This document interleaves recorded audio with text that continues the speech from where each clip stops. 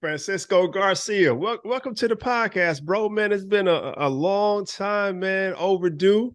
Welcome to the podcast, man. Man, 2005 first round draft pick, first team All-American, running mate, you name it, man. All the accolades that you want, man. Welcome to the podcast, dog. yeah, man. Thanks for having me, man. Good to see you, my dog. It was a big piece, man. So what we did, what we accomplished together. You know what I'm saying? Just making it to the Final Four. Great 3 years together. A lot of one-on-one games. You already know, name it. So it was crazy. So it's good to see you, dog. For sure, man. For sure. Well, first and foremost, man, what are you doing now, man? Tell, a lot of people here in Louisville, man, always ask me about you and then ask you, what are you doing now? Like, give us a little glimpse of your life, man. I know you're married, you got your family, man. You run camps, you training, you just enjoying just being retired. Like, tell us what you're doing now. Yeah, man, I just retired. I got businesses. I got a couple like buildings. In New York, in Memphis, LA, with a group with Sharif Abdul Rahim. He's my mentor. He always was my mentor when I was in the league. So I got some businesses with him, and really like I just enjoy my family, Larry. Like I got some NBA camps here too. I'm here doing that right now. I'm running. This is my fourth year doing it. For kids here, in the Dominican, just trying to be that voice. That I didn't have anybody to really talk to me at that age, and just trying to be that bridge. For them to understand that they have somebody there that really got their back, and talk to them. That's really what I'm doing. Just giving it advice how to get up when life really knocks you down. So that's really what I'm doing. I got my kids here in the camp too, my beautiful wife, and enjoy life right now with my family. I'm a family man now. Dope, dope. I can relate, man. I got two boys, man, and they coming right up the rear, man, hooping and just love being athletes, man. I'm everything in my life revolves around them, man. So I can relate, man. So let me Yeah. let me ask you this first question, man. Everybody always asks me, like, what was it like playing for Coach Pitino? And I always give my answers. But from your perspective, man, what was it like playing for Coach, man? Coming from New York, you both New York. Before, I mean, obviously, from Dominican Republic, but having played high school ball in New York, being a New Yorker, what was it like for you playing for Coach P? Coach P was like a father to me when I was there. It was tough. It was tough, very tough. But I think when I got to the league, he kind of he kind of showed me the way. It was easy. When I got to the NBA, it was kind of easy. Practice was easier. Um, when I used to guard players, we have great players. When I got there, Page, I was there, and we got great guards. Kevin Martin was there too. So, it was kind of easier for me to transition, like going to the NBA, and was there for what 10 years, and it was kind of easy because he kind of guided me, showed me the way. It don't get harder than Coach Pitino in college. I don't think so. People don't really know how hard it is, but I really appreciate Coach P because he really teach me a lot of things inside the basketball court and outside too. But we talking about basketball. Like he showed me so many things in the basketball court that when I got to the NBA, they didn't really have to teach me anything. I already knew everything. So I really appreciate Coach P for that. I always tell people the same thing, man. I said, him coming from the Celtics, I got there 1 year ahead of you, and just kind of having that regimen of, having that NBA mindset, NBA training. All of our individual workouts was similar to what you have, in pre-draft workouts. So we were used to that. But for me, man, it was always like the professionalism that stuck out the most, man. Just, the way you conducted yourself, being 15 minutes early, being on time, and you were late, and, just little things like that, man, like were the biggest influence. Obviously, on the basketball court, it speaks for itself with everything that he Thanks. does and his great coaching. But like all of Yeah. the things that he prepares you for after life. I always tell people, man, the best advice he gave me wasn't even related to basketball. The best advice he gave me was when I graduated, he told me what to do with my professional contract to help me sustain my money. That was the best thing he ever taught me. I was like, Oof. let alone Oof. basketball. That was the best advice he ever gave me, man. So that was, when people ask me, man, I'm like, man, it was great. It was tough. In between those lines, man, he's a different animal. But once you step outside those lines, man, somebody that's gonna help you just like Yeah, he will with his own kids, man. So yeah, man. And like, for us, like in the beginning, training camp was hard, like super hard. And when we used to play, like the other teams was like always tired in the second half, and we was like, okay, it's time to go now. Now we're gonna hit that gas now. Now they tired. So, you know, and we was winning too. Of my 3 years there, first we got Reese, and Reese was a beast. yeah, Reese kind of guide us like this is how yeah, you do it, and yeah, he did. He because took us no up on no his wing. exactly. So nobody could have beat Reese 1-on-1. You already know, like he was a beast. Right. So it was kind of like we was winning, and Coach P was happy. If you win, okay. I mean, everything was Facts. good. So I think I still talk to Coach P. I talked to him last month, and I was just asking him question about camps and stuff like that. For him to Yeah. guide me what I'm doing or whatever. So we still talk. So he's still said the same Coach P that we was there, but we got a good relationship. Good, man. Good. So let me ask you this, man. When you think about our team in our run when we went to the Final Four, 2004, 2005, what was moments or moment in that year that really stuck out to you, man, that you really kind of look back to? I mean, for me, once a week somebody comes up and talks to me about the West Virginia game. Once a week. I mean, for the last 20 years, once a week somebody comes I up think I and think talks that to me was about I the think that was that's it right there. I think that's it right there. I mean, during the regular season, we were so good. We won what, like 22 of the last 23 games or something like Yeah. that. We was really good because we was together for like 3 years. Yeah. The whole team. So we got Ellis in the middle. Ellis don't play. Ellis was kind of like that bond that keep us together. You know what I'm The saying? Like, enforcer. Yeah. He was the heart and yeah, soul of the team. yeah, he don't.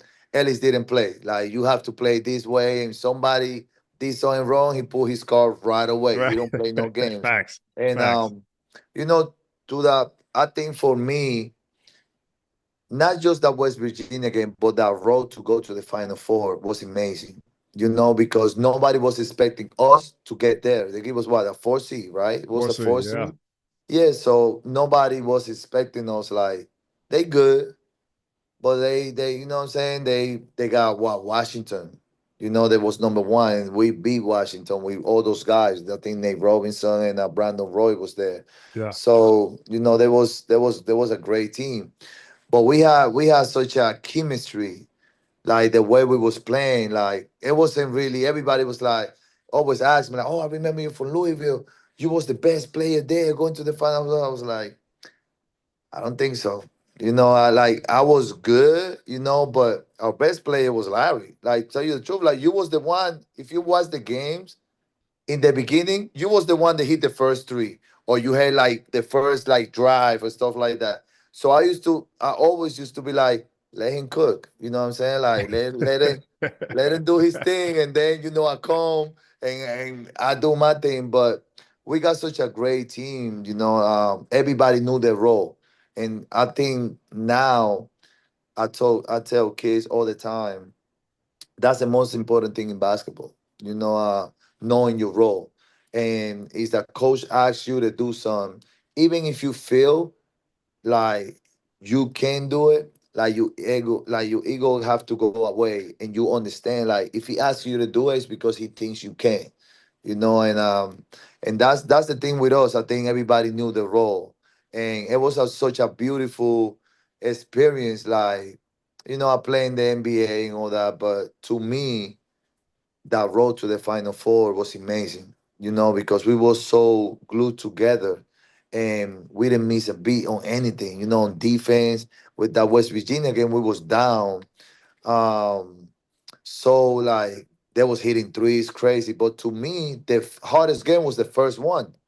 Because we was playing against Lafayette, right? Lafayette, and we wasn't expecting them to like really hang around, but like that was tough. Hey man, that was tough. And we was down in the second half. I was like, oh man, like we got it. Like they for real. You And put us on your back. You put us on your back for that game, though. You yeah, put us on your back. yeah, for one, then but I always tell my wife this, like, we watch the game sometimes because I don't really like watching like me play or whatever. Like I You gotta show show my your kids kids, man. sometimes. You gotta show your Yeah, kids. they be watching it sometimes. They be like, "Dad, this you? Oh, you missed that shot." But they be making fun of me all the time. So I was like, "Okay, but you got to watch this game now." Right, Like right, I put right, like the right, good right, right. games.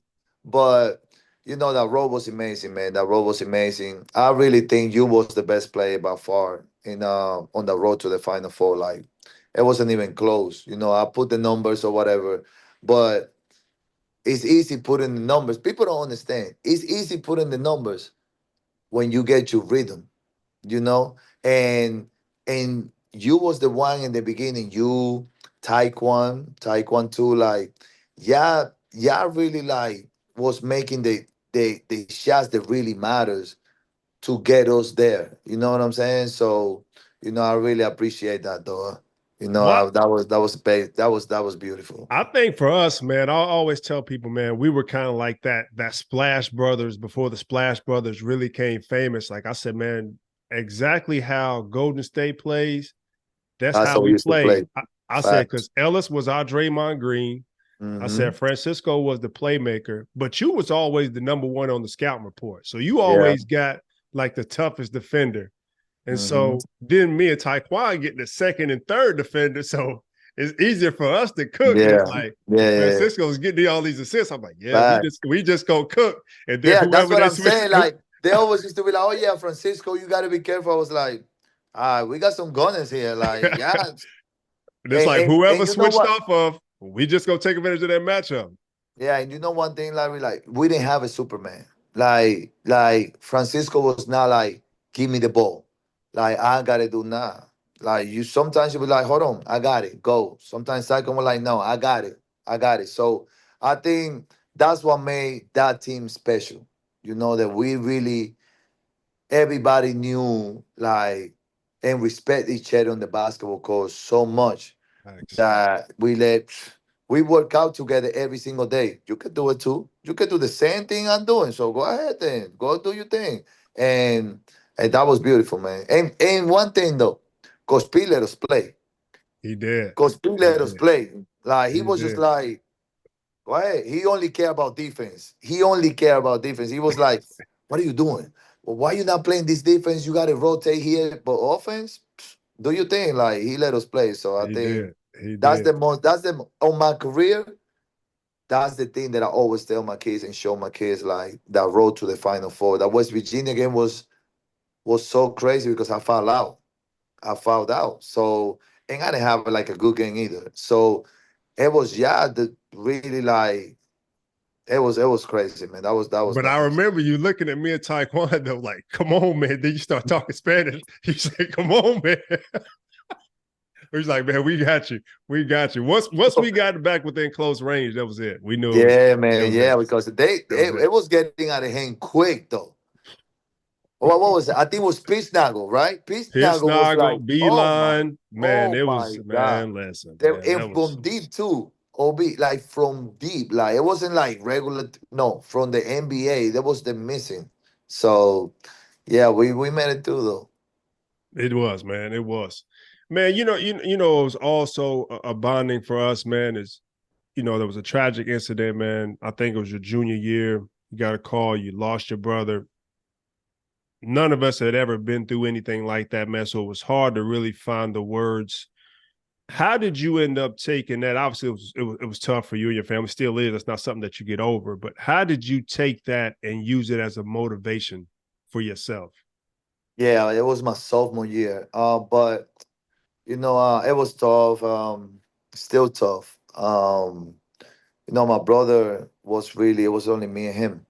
And when I talked to Coach P, when it happened, and he went with me to the. I don't know if y'all remember. He went with me. to the funeral in New York, and he told me like, nah, no, I don't want you to play. I just want you. We was playing Florida. Florida, yeah. That was number one Hmm. at that time. So I was like, now, I think I'll be better if I play and I'll be there, with my teammates or whatever. And that was special moment for me because to the whole game, y'all got me. You know what I'm saying? Like y'all felt my pain, and I felt y'all got my back. You know what I'm saying? Like I Right. made some mistake or whatever, and it was kind of like y'all was hugging me.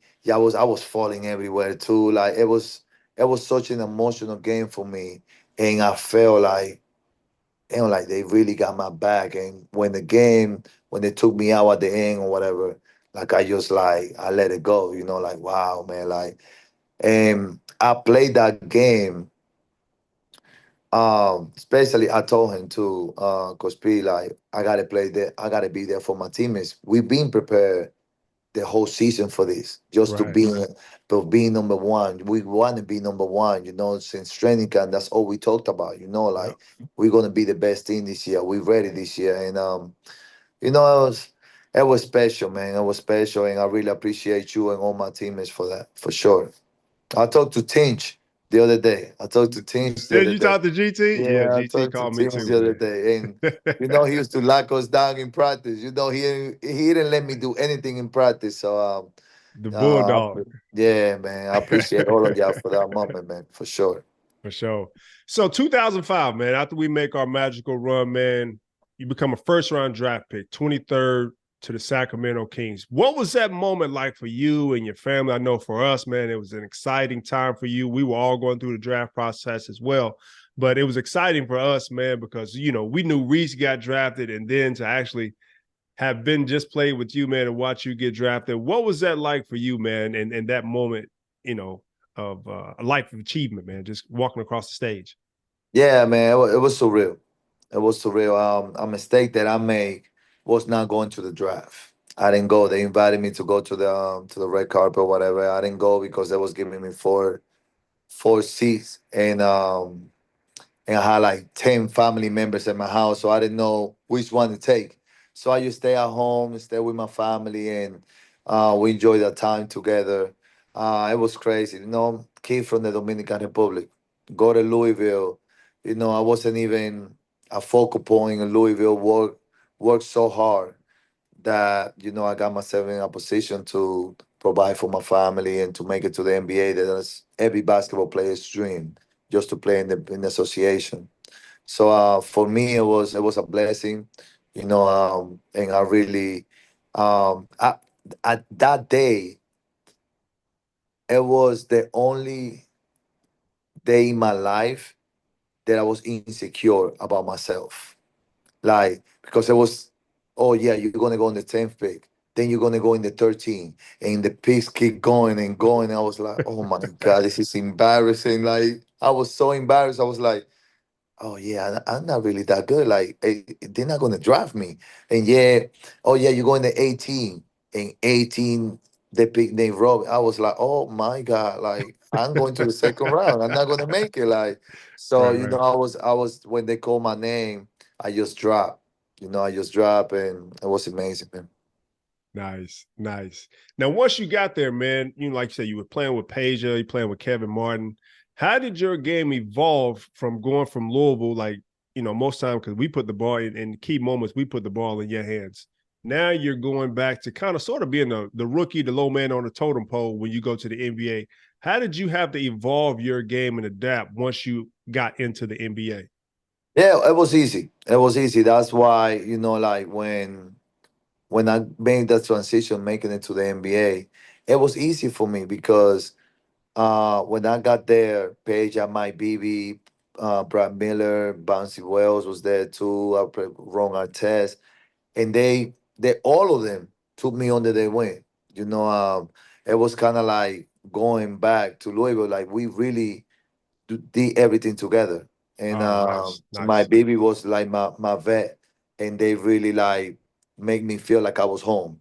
So it was easy for me. The transition was easy. It wasn't hard. I got along with everybody. on the basketball court. They helped me a lot too, how to, do certain things because at Louisville we play so fast. And in the NBA it's kind of slowed down a little bit. So they kind of was like, hey, you can't just shoot the ball with 13 seconds on the clock. And I was going sometimes.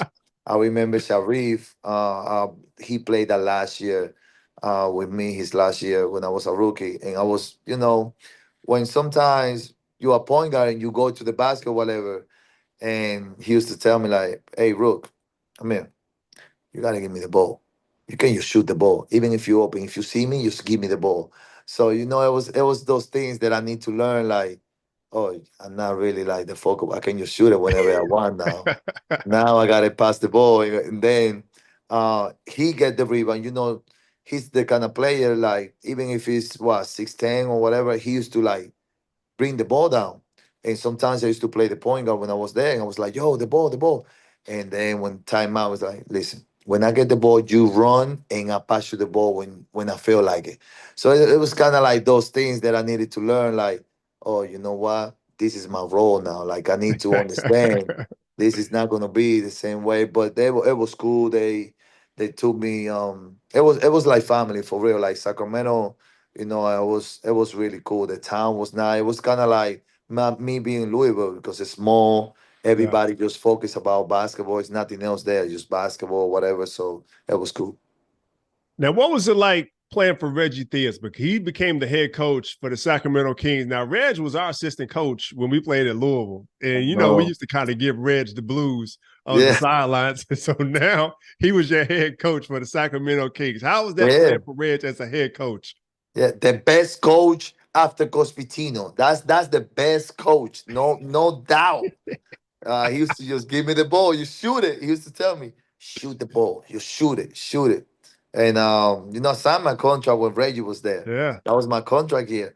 So he used to be like that year, my third year before I signed my extension. He used to give me the rock and he let me play. Lucky for me, like Ron Arteza got hurt, and I started the first 18 games or something like that. And I was like 18 points those games that he was out. And yeah, he used to just let me rock, let me play. Like he used to be like, I want you to shoot the ball. When I put you in the game, just shoot the ball. Don't think about it. You shoot it, you can do it. And Reggie was cool. I love Reggie. I love Reggie. I love me some Reggie, just letting you know. That's my boy. You know what's funny, man? I was at a NBA coaching conference out in Las Vegas during the summer league, I think right before the pandemic, and I ran into him at this coaching clinic. He said, "How about Flacco, man? I got your boy paid." I said, "You did, man." I said, "That was You a good damn look by right. you, man. That was a good look by you Hey getting man, Flacco that paid."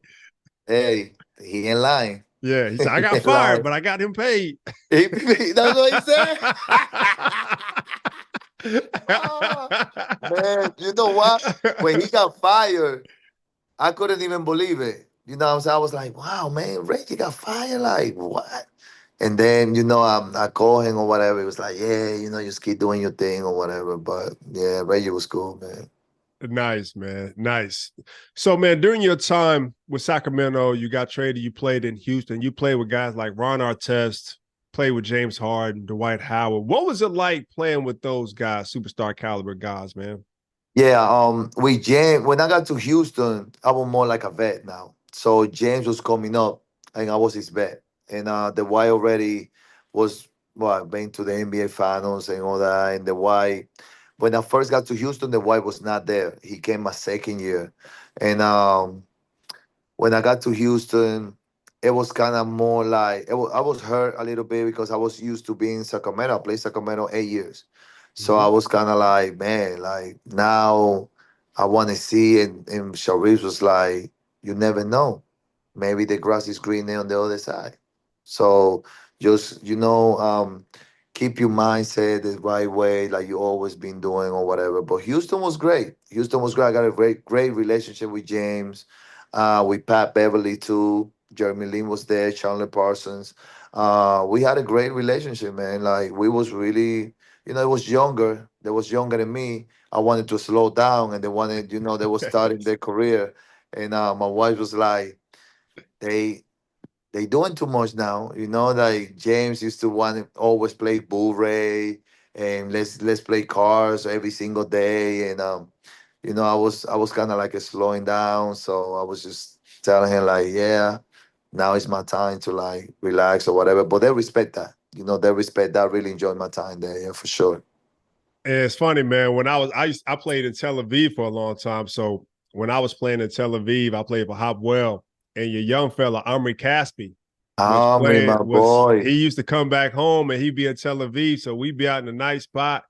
He'd be like, "Yeah, man, Francisco is my vet, man. Look at my watch, Francisco Bobby." Yeah. Like, man, I say he's a Yeah. good dude, man. He's good. He's like, "Yeah, that's my vet, man. That's my vet." I Yeah, said, yeah, "All Omri, right, Omri. man." Yeah, I said, "Yeah, that's he's a my good dude, dude, man. man. I Omri's love a cool Omri, dude." man. Omri's good, man. Omri a good dude. He listens. He work hard too. So yeah, that's my dude for Yeah, sure. man. Good And player. and I give him that watch because that's what my baby. No, he teach me that. You know Yeah. and my wife used to tell me like, so every rookie you're gonna give him a watch? Like why? Like just giving just talk to them. Just show him the ropes. You don't have to give him a watch to everybody. So but yeah, that's the kind of like a gratitude, like a welcome to the league thing, It's a and good vet, man. yeah, for sure. That's a good vet. That's a good vet. So, man, you played for your Dominican Republic national team, and you've always been one that's really taken pride in your culture and your heritage, man. What did it mean for you to play and wear that Dominican Republic jersey, man, in like the Olympic and the World Games? Yeah. When you're growing up and you go to watch, I used to go watch people play the same way you go and watch the USA team play. I always that was my one of my dreams. Like, man, I want to represent my country one day. I want to wear that jersey and feel that sweat hitting that jersey. And it's so crazy, this story. I never tell this story. I'm gonna tell you this story. So the first time I played for my national team was 2005. I played to the. I came here 2003, but Coach Peter didn't let me play. You know how he is. Was like, no, no, no, no, you gotta come back or whatever. But in 2005, when I got drafted, that was my first time like playing for the national team, and I got there late. The game was like at 8 o'clock, and I got to the airport like at 7:30. It was 7:30. So they called and they was like, you know what? Make sure you do something so they can start late. So they was like the lights, they turn off the lights. They was just playing with the music or something don't work here or whatever. And I had on the motorbike, on a police motorbike. I left my bags and I got my shoes with me. So I went to the police motorbike and then I went like he was going so fast and I got to the game and they was singing like the national anthem and they stopped the national anthem because I was coming in and everybody got up and then was like, nah, we gotta stop this, the national anthem, we gotta start over again, Cisco's here. So it was such a special moment that I got to really represent my country, and they really appreciate that too. That wow, he's here. They go used to call me the reality. You the reality now. Now you here. You went you got drafted or whatever, and we appreciate you being here. So it was really special for sure. Dope, man. Dope, man. Yeah. So, what's next for Francisco? You have any ambitions of getting back in the NBA in the front office, maybe in the coaching world? What's next for Francisco? I know you got your camps and you spending family time. What's next? What's the next big picture for Francisco? Ah man, for me, going back to the NBA or coaching or front office, it might be in the future. I always talk to my wife. Right now, I just want to focus on my kids, my wife, and watch them grow. That's my thing. I want to Yeah. watch my kids grow, just being there every step of their life. Like me watching them grow, it makes me younger. You know what I'm saying? It makes me happier. And that's my life involved around them. That's what Francisco is about right now. I don't fly anywhere. I don't go anywhere without my kids. Like I go to the gym sometimes, and one of my sons is like, "Where you going?" Okay, you got to be back like in 40 minutes, okay? It's so he's really like so attached to me because I'm so attached to them. Like Gotcha. right now, I was at the game watching a game, and one of my kids like he couldn't go to sleep until I got home. So we so attached to each other, and I really love that. I love the way we are right now and what we're doing together, and how I watch them grow, and they watch me grow as a father too. Because we never start growing. As a human beings, we never start growing. We keep learning and learning, and they keeps my motor going, man. So that's what I'm all about right now. I got my businesses, so I let that run, and maybe in the future I go in coaching and go in the front office for sure. Nice, nice. Well, Flacco, man, we've reached a part of our podcast we call the Burough Proof segment of rapid fire questions. Don't give it a lot of thought. We're gonna ask you questions. Just give us the first thing that comes to your mind. Let's do it. What's the most underrated part of your game that people don't know about? Passing.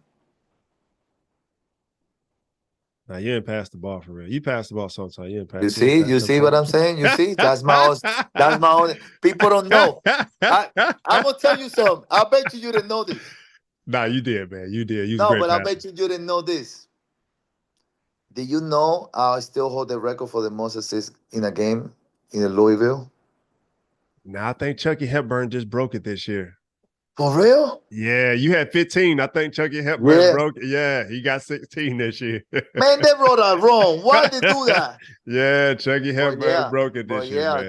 that was damn, I couldn't Yeah. man, that's messed up. But You that's was a fine. great passer, That's man. good. That was good for him. That's I good for think you him. were underrated defender, man. I think that was something like you had extremely long arms, man. I think you were underrated defender, man, especially for the amount of blocks that you had. You always Yeah, came yeah, off the because I ball used and to blocked. black like from behind, right? I Yeah. used to like come from behind for sure. Yeah, I think you were underrated Yo, defender. Larry, you have really studied the game. Look at you. Man, Okay. a little bit, man. A little bit, man. Okay. Okay. Wings, Baby. wings or tacos? Tacos. All Tacos. day. Okay. Yeah. Taco Tuesdays all day for sure. Better Yeah. score, Dirk Nowitzki or Paul Pierce? Oh, I go with Dirk. I go Dirk. with Dirk. He's a pure scorer. Like that's what he do. He don't play no D. Yeah. Yeah. Facts. Facts. Yeah. Yeah. Leonardo DiCaprio or Al Pacino? Al Pacino. That's light. Yeah. Yeah. Mm, That's one of my favorite movies. Come on. mm. That's a New York One of my, question. one of my, It's, one of my favorite movies. A Scarface. You got to go there. Come on yeah. now. That's what. Yeah. New York question. Air Force Ones or Tim's? Air Force Ones. Yeah. Yeah. That's easy. Yeah. Yeah. Teams With are the too uncomfortable, especially us that play basketball. We got bad feet. They're too uncomfortable. I go with Air Force One, but you can only wear them once or twice because they get dirty real quick. So you still stuff the socks in the front of the toes? In front yeah, of the shoe? yeah, yeah. But you know what? But you know what? But you know what? I don't really wear a lot of sneakers. I only wear sandals now because my Sandals. feet hurt. Yeah, my feet hurt. But when I wear my Air Force Ones, I do that. I don't know. It's just a New York thing because it keeps it like up, like it keeps it Keeps the like real creases neat. out. Yeah, keep the creases Yeah, out for you got sure. me Yeah. doing that. You have me doing For it. real? You do Yeah, that? I don't wear. I'm a Croc guy now, man. Once they got me into Crocs, Hey, I'm, I wear sandals now. I I'm just wear Crocs, like a man. lot of slippers, like a lot of slippers, a lot of slippers. That's me now. Me getting older, my ankles don't work the same way, and I gotta wear my sandals. Yeah, Yeah, for sure. we're not gonna tell nobody your age. We're not gonna tell nobody I'm 40. that. I'm 44. Okay, I'm 44 years old. Okay, it's okay. What's your favorite college or pro arena to play in? Memphis.